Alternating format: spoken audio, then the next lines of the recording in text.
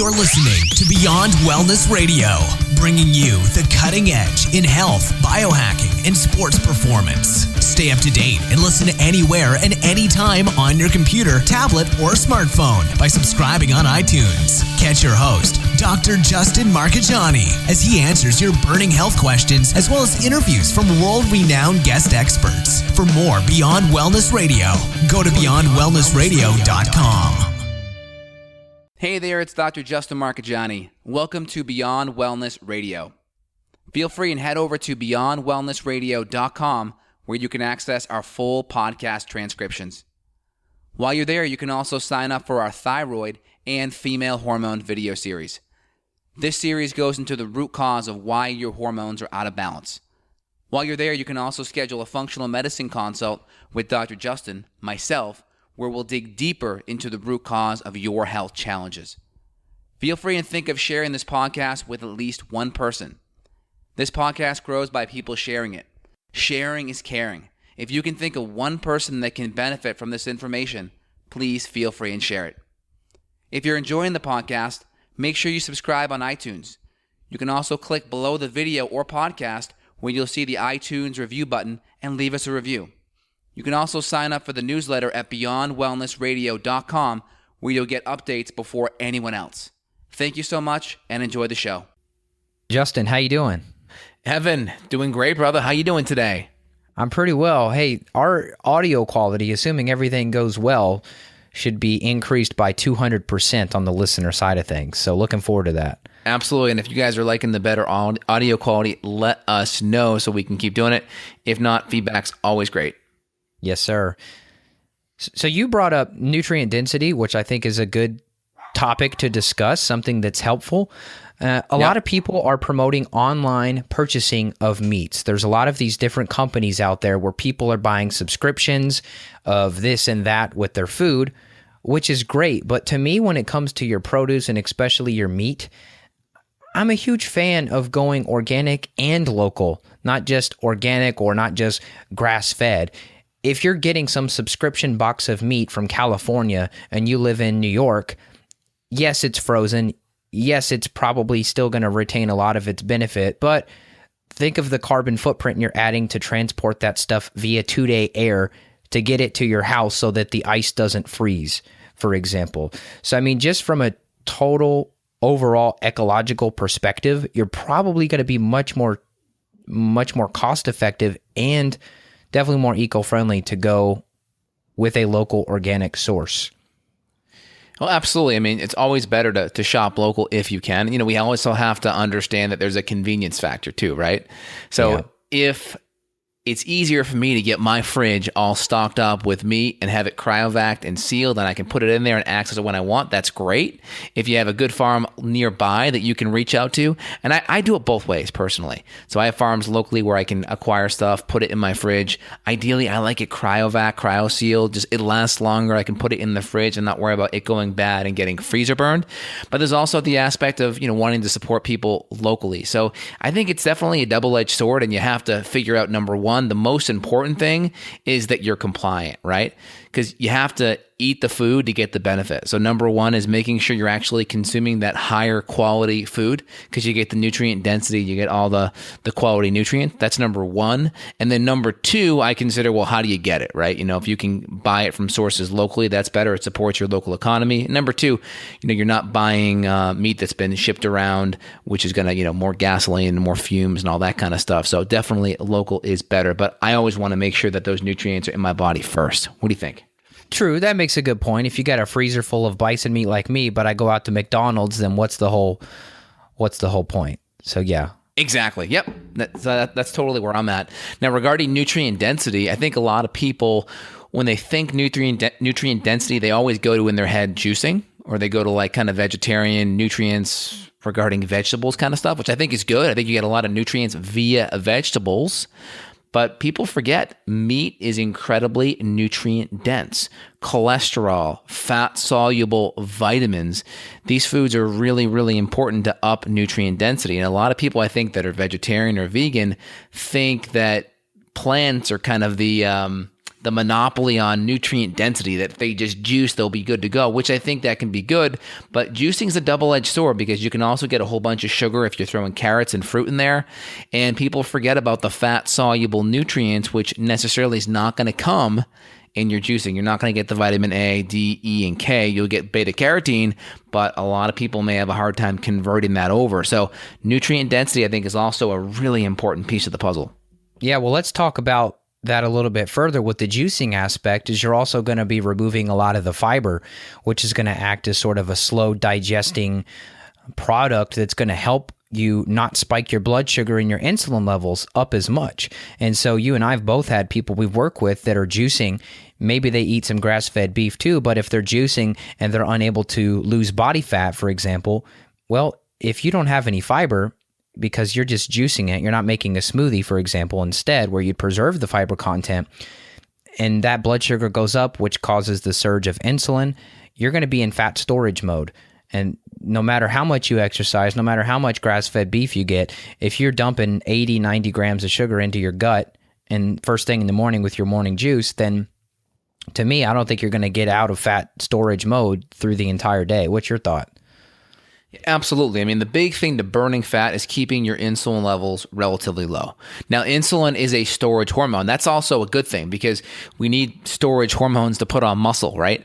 People think insulin is just terrible. People in the low carb world think it's terrible, but go talk to a bodybuilder. A lot of them are actually injecting insulin to help increase protein synthesis. So there's good and bads. We can use insulin to our benefit to build muscle, but from an everyday perspective, we want to keep insulin lower during the day on average because that will help us tap into fat.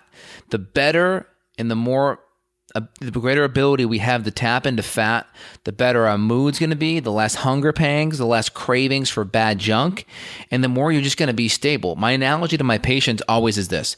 When you're burning fat, it's equivalent to putting logs in the fire, right? Everyone has the maybe memories of their childhood camping and they throw logs in the fire. So you throw logs in the fire, maybe you throw a little bit of kindling and lighter fluid to get it going, and you're good to go. That's logs in the fire. That's being a fat burner. Now, a lot of people, they are sugar burners. And what that means is that's like relying on kindling, paper, and or gasoline. Gasoline being refined sugar, right? Kindling and paper being carbohydrates. The more you rely on paper, think about it. You got to sit there and you got to feed that fire every couple of minutes. It's kind of like people that graze all day because they're not getting enough protein and fat in. So we want to be fat burners, logs in the fire, versus the sugar burners, which is the kindling, the paper, and even the gasoline for the refined sugar and alcohol. So we want to move on to the logs and away from the kindling as a mainstay, as a staple in what we're doing. Yeah, and there's a lot of research about insulin and food and all of that. I think it gets personally pretty boring. And so I go to the firsthand experience. And when I chatted with Dr. Mercola on the podcast about a month ago, he's actually using that, I can't remember what it's called. It's that device where you inject it into your skin and it keeps your blood sugar. You can track your blood sugar like hundreds of times per day. And I'm not sure if it does insulin levels too or just blood sugar. But either way, he found out that the only way that he was able to consume fruit without causing a significant blood sugar, which therefore to me would signal insulin spike, was if he ate fruit while walking. And so when we were doing the podcast, he was like, "Oh, Evan, I usually don't do Skype like this." He's like, I'm shortcutting my daily walk on the beach for you. And I'm like, "Oh man, don't do that. Let me call you on your phone." So he gave me his phone number and I called him on his phone, and then he was walking and he's like, "Yeah, I'm actually eating on these berries I grew in my backyard right now."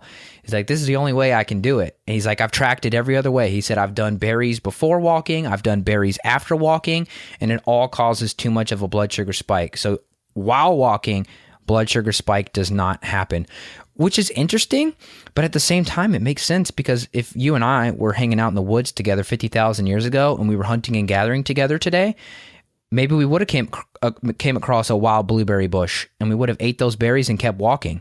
So it kind of makes perfect sense, really. You wouldn't have just been sitting there eating them. You would have been moving at the same time. Absolutely. And again, I think it's unrealistic to think, though, eating food at all is going to create no blood sugar spike. The question is, how do we keep it within a normal variation so our body can adapt to it, right? So I think that's kind of the key thing that Dr. Mercola probably was getting at there. Or he's he's fanatical, right? He's doing everything to the umpteenth degree, which is great. Right. I love it. It's great to be at that high level. But the question is, how do we extract that information and make it applicable to my patients? Because if I said, go eat your fruit while walking, they would look at me like I have 10 heads. Seriously. So it would not be something that we could apply. But what could we apply? Let's eat that fruit after our meal, so the absorption is slower. Or let's try not to eat fruit on an empty stomach. Or let's try to do it post-workout. Or let's just choose lower glycemic versions. And just the glycemic index unto itself isn't that important because it's looking at sugar and its effect going into the bloodstream and how fast it goes into the bloodstream, which again by itself isn't a big deal because we eat fruit with other types of food, right? But we know higher glycemic index food goes into your body faster. Lower glycemic index food goes into it slower. So if I eat lower glycemic index types of foods, or in this analogy, fruit like berries or grapefruit or green apples or those kind of things, it's going to go in slower. And if I eat it with some high quality fats and proteins and veggies, it's going to go in even slower because the absorption in the stomach slowed down because of the protein, right? Things slow down in your stomach, take about an hour to pass through once protein's there. So if we do these natural things, we can slow it down. And also, if we're exercising and putting on muscle, the more muscle we have, muscle is a reservoir site for carbohydrate in the form of glycogen.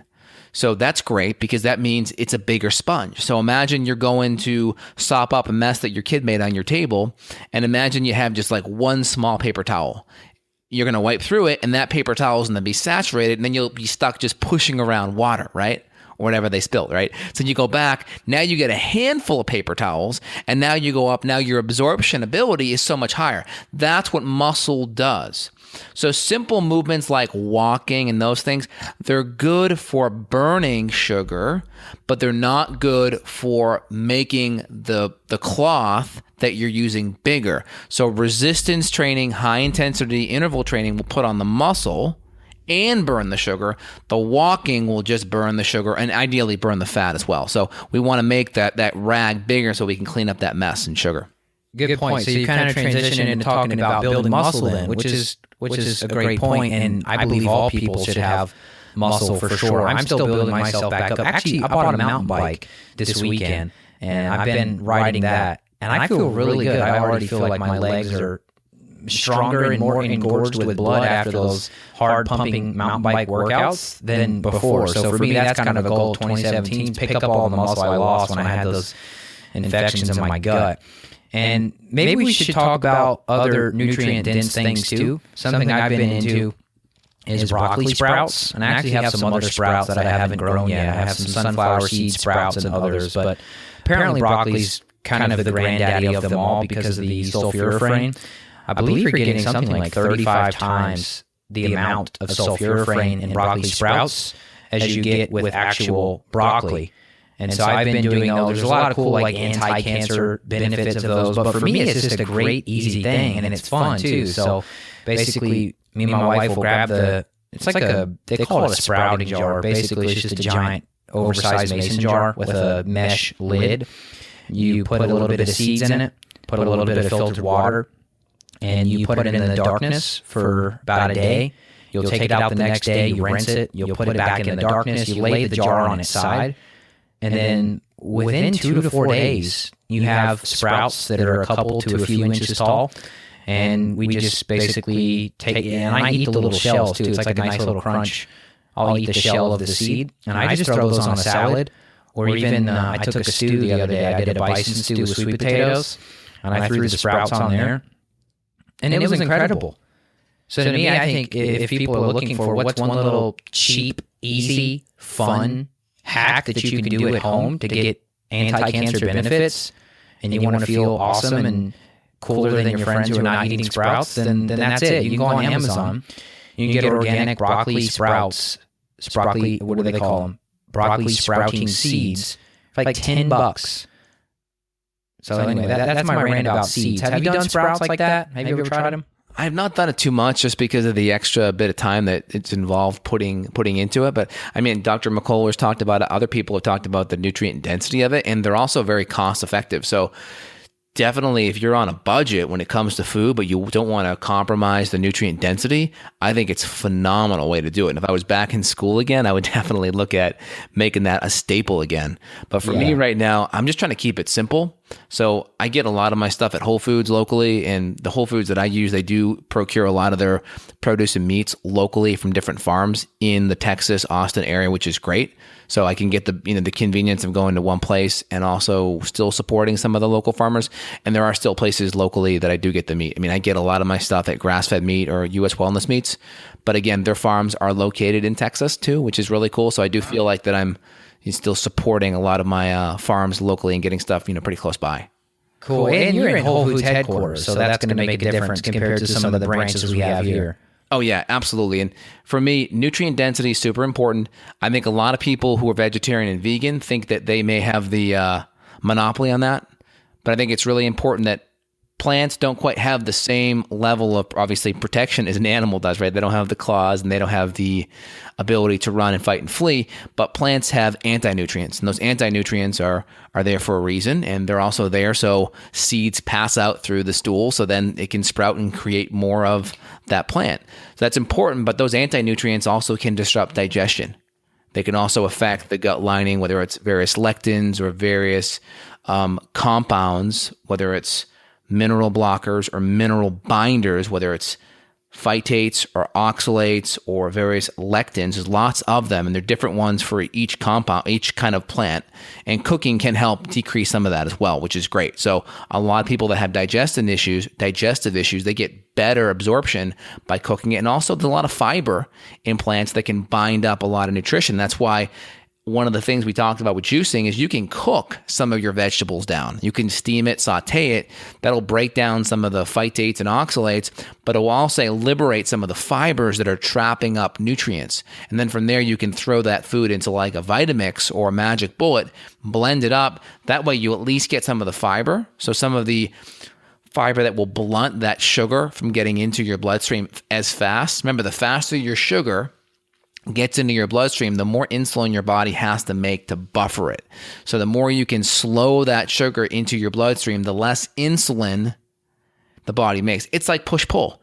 If we're doing tug of war and I pull back really hard, you're going to pull back the other way, probably just as hard. If I pull back a little, you're going to pull back a little. Imagine me as the pancreas, and you are, well, let me think here. The pancreas is the insulin, yeah, and then your blood sugar is you. So I'm the pancreas, you're the blood sugar, right? The faster I pull, the more sugar that you put out, the more I have to pull back. So think of the first pull is the blood sugar. The higher that blood sugar goes, the more you pull. I'm the pancreas, I make the insulin. The harder you pull, meaning the higher the blood sugar is, the more I got to pull by producing insulin. Does that analogy make sense? Yeah, it works. Yeah. Yep. I just sent you an article that Mercola wrote, and so it sounds like maybe we'll have to interview the author of this book that he had here, this guy John. But basically, in terms of grains and anti-nutrients and all that, Mercola's kind of, he wrote his no grain book like a decade ago, or actually more than that. And then now, after talking with this guy, he's kind of changing how he's feeling about grains. And so this guy is saying, basically in terms of seasonal eating and looking at genetics and history and blah, blah, blah, that we were eating grains for potentially a million years as opposed to meat we're only eating for like 500,000 years. So now this long story here is that he's basically saying that you should be able to get fat adapted first. After you've regained your fat burning ability, then add back in grains in the right manner, and you should be okay to tolerate them. So it's pretty interesting because it's kind of an anti-grain diet community out there. And typically you and I see much better results when we tell people to go away from grains. I think there may be some validity to this, but to me it sounds like if you're up against leaky gut issues, if you're up against infections, if you're up against adrenal stress, to me you're not healthy enough to handle that. So I always try to look at this information like, oh yeah, maybe our ancestors did this, but at the same time, they didn't have the type of incessant 24/7 stressors that we do. So maybe our ancestors were able to tolerate what would have been quote-unquote organic grains a million years ago. Our modern life is different, and typically they're GMO, or they're hybridized, or they're sprayed with chemicals. So I don't know, this is an interesting this is an interesting wrench to throw into the no grain. The no grain. What do you call it? Bandwagon? Yeah, absolutely. Well, here's my take on it. Okay, playing sports when I was younger, you remember like watching like whether it was a quarterback or a baseball player, they would do things differently. They would show off in a way, technique wise, that maybe wasn't something that you would consider to be a fundamental thing. Like you got guys going to the plate and doing all these crazy movements, or you got people in the field doing all these different flips and such. And I always tell my patients, that's like you being healthy. So when you're healthy, that's like being a professional athlete. To be a professional athlete, you have to get to that high level with the fundamentals at the highest level intact. Like you have to have the best fundamentals. Once your fundamentals are 100% dialed in, you can show off and showboat and do different things that someone starting out would never be able to do, right? So that's akin to someone being healthy. When someone's healthy, they can go and add little bits of cheat here and there and honestly have no problem with it. Now, the question is, how do we decrease the amount of damage that a cheat does? And that's where I think some of these things can be added in, whether it's sprouting grains or whether it's choosing sourdough breads or whether it's choosing breads that are higher in nutrient density and less gut irritating compounds. That's a great starting point. But again, most of the people that I'm seeing and you're seeing, they're sick or they have some kind of health challenge.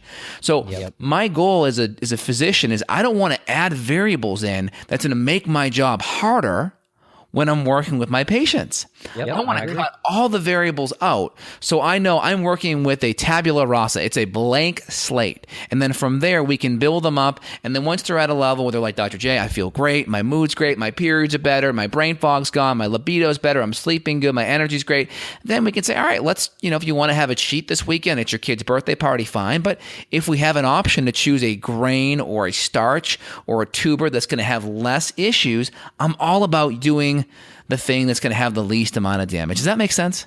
Agreed. Yeah, like you and I talked last weekend. You were telling me about those taro pancakes or taro root waffles? Yes. That you had. They were freaking amazing, and that's grain-free. Yeah, I was at a picnic last weekend again, and I had for dessert. I had the blueberry pancakes with the yucca root. It was yucca root, which is great. It's a starchy tuber. It's like kind of in the same family as a sweet potato. That's much better for my gut, and how I feel afterwards is so much better. My skin thanks me. I don't get the breakouts. I don't get the inflammation. But we can't also ignore the research that gluten, even if you're not necessarily having a gluten-sensitive reaction, can still increase gastrointestinal permeability. And that's really important. I know. Because the autoimmune epidemic. Go ahead. I agree. It's like, how do you...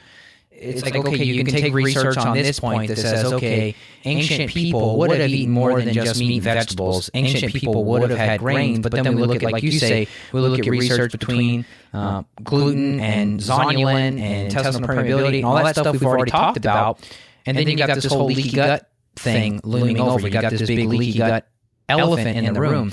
And so I think it's interesting here that Mercola kind of talks out. He says, I wanted to address the perceived conflict between what this guy's saying in his book, Eat Wheat, and then what Dr. Perlmutter is saying in his book, Grain Brain, and in other books. And so basically, long story short, these guys kind of talk it out between each other, and then they say exactly what we discussed, which is, once your digestion is properly restored, maybe you can reintroduce the grains. So really, this is basically what we've already said in 200 episodes, but I like how it's the head honchos of, the biggest anti-grain guy out there versus the biggest pro-guy grain out there, and they're kind of going head to head, and it sounds like they both come to the same conclusion, which is what you said so eloquently with the analogy of the athlete, which is once detoxification is enhanced, once gut health is taken care of, once leaky gut's addressed, maybe you can add this stuff back in. Me personally, I'm not really going to be going that way because I've noticed the difference in my skin health. And for sure, even if it isn't organic grain, to me, if I know that that's going to contribute to leaky gut, do I really want to do that? In our ancient world, where we would have had less chemicals, maybe intestinal permeability wouldn't have been as big of a deal. But to me, in the modern world, I don't really want a leaky gut or a leaky brain due to all these other chemicals out there. So for me, I'd rather be more protected and just be grain-free, and I think that's going to help me sleep at night better from both an emotional but also a dietary perspective. What do you think? Oh, 100%. And then Dr. Mercola and the other doctor that he interviewed here talked about one of the Italian studies where the gluten-free sourdough bread tend to cause no intestinal inflammation. So I think if we kind of look at good, better, best, right? In my opinion, my bias based on my autoimmune condition and dealing with thousands of patients that have autoimmune conditions, and also just facing the fact that a large percent of the population has silent autoimmune conditions. I would say the majority. And again, the question is, it's the tincture of time, it's the tincture of stress, chemical, physical, and emotional that causes these things to express. So looking at that, I always say, try to keep it grain-free, but if we're going to a good sourdough bread could be a great option if you want to introduce some bread in there and not have some of the deleterious effects. Or just like myself, find places that will have the yucca flour. Like I'll go to a Stanzio or a Fogo de Chao and get some of the yucca rolls, or I'll do the yucca pancakes, right? Or sweet potato or pumpkin pancakes. So I try to use starchy tubers to get the same kind of mouthfeel as I would get from the grains without having the same kind of inflammatory response. Agreed. Yeah. And I guess at the end of the day, it goes back to the clinical application too, because we don't know this guy who's promoting this now. We don't know what his clinical experience is. I mean, has he worked with people with autoimmune disease, very complex diseases like you have thousands of times, like I have about 1,000 times now? I don't think he probably has that clinical takeaway where he's actually worked with people where they've got Hashimoto's and other diseases, and they've got parasites like we're looking at, and adrenal problems. I mean, for us, I don't know. Obviously, we're biased, but to me, the functional medicine background that we both apply to this whole conversation, it supersedes the conversation of wheat or no wheat, because there's all these other factors that are tied in. And when those factors are tied in, it changes the conversation to me. Absolutely. And then frankly, when someone sees a title of a book that says eat wheat, what's your response? I mean, for me, I think what that does for most individuals, it justifies them continuing to eat a lot of the crap they eat. Agreed. And if you see wheat, that's going to say, okay, well, then that means I could go back to bun on my burger. I can go back to the sandwich at lunch. I can go back to the pasta at dinner. And I think that is a slippery slope. And I think if we were to get this author on the show, and I think he clarifies, he's definitely talking about whole food sources. I think you would even clarify the GMO organic sources, because we know 90% of wheat in this country is not organic, and it's sprayed with tons and tons of pesticides, and it's genetically modified, which is an experiment unto itself. When the human studies on GMOs really don't go past 3 or 4 weeks, I have a strong suspect of always going to old foods over new foods when the research is not in-depth and very long and extensive. Agreed. Yeah, people will probably think we're ganging up on them if we do a 3-way interview, but I think it will be a fun conversation.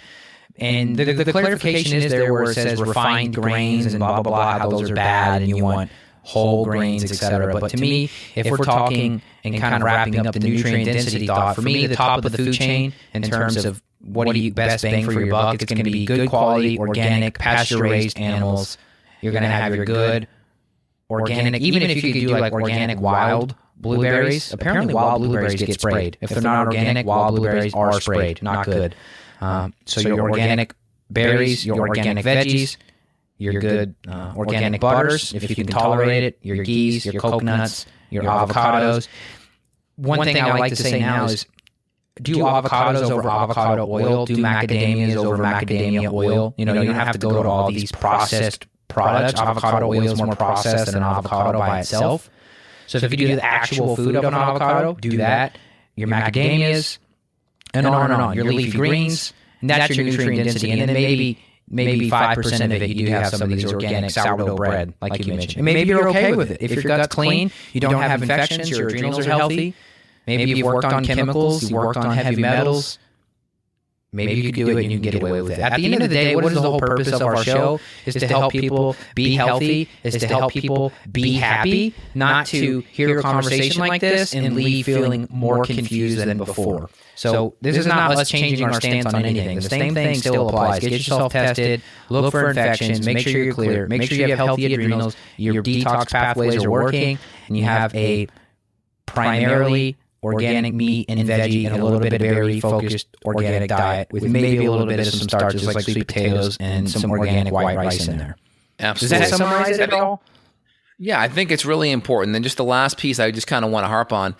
If someone is not a clinician, meaning they haven't dealt with thousands of patients that have these issues, or they don't have an issue like that themselves, it's really easy to lose the empathy for the cheat. A lot of times people talking about, well, a little bit of this is okay. Well, it depends. What's the consequence of that? How many days are you set back? How exacerbated is your autoimmune condition? How bad are the breakouts? How bad are the symptoms that arise from it for days or maybe weeks later? So I think you really have to look at that in the equation, and you really have to make your decision based on that. And I think it's really important that if you're a patient or you're someone listening to this and want to use that info to justify eating more of these foods, always have someone on board, whether it's a functional nutritionist or functional medicine doctor, that can kind of walk you through it and go through the pros and the cons, just to make sure you aren't maybe making a decision that's a little bit hasty, because you got those cravings going on there. And make sure you're doing, your health should be the ultimate goal in there, not to have a quick short-term satisfaction of some bread, but to make sure your health's number one. And again, if you need to reach out to someone, Evan and myself are available, not just paleo.com and justinhealth.com, if you want more information of getting your diet dialed in. And then obviously the last piece is, if you got gut inflammation and leaky gut and you already have GI symptoms, the last thing you want to be doing is throwing any bread or grains into your diet right now. Awesome. Well said. And people may guess and check the inflammation word's thrown around a lot. You don't have to guess and check whether you have inflammation. If Justin and I are looking at organic acid testing with you, we can look at that, like a quinolinic 5-HIAA ratio on Great Plains. That's a great marker for inflammation. And then also on the GI map that we use, you can also see calprotectin levels there for intestinal inflammation. So even just for that perspective, if you're curious, do I have inflammation? Should I be taking this curcumin supplement, wasting all my money on it? Well, why don't you just get tested, figure out what your inflammation levels are, on a number on a piece of paper, go the more clinical route, and then you'll know. We're huge fans of testing, not guessing, because in the long term, it's going to save you more money, and you're not buying 20 supplements that may help you, but may not be moving the needle as much as you previously thought. Love it. Excellent, Evan. Very good. Any other thoughts? I don't think so. We'll talk next week. I think we nailed it. Anyone listening that's really enjoying this show, feedback is great. We're getting a lot more emails, and we're getting show ideas up in the queue. And also, show us your love. Give us a 5-star rating on iTunes. Click below the link and give us some love. We appreciate it. Got a question for Dr. J? Go to BeyondWellnessRadio.com and click the questions button. Then tune in to hear the answer. Also, if you like the show, click below to review us on iTunes. For more Beyond Wellness Radio, go to BeyondWellnessRadio.com.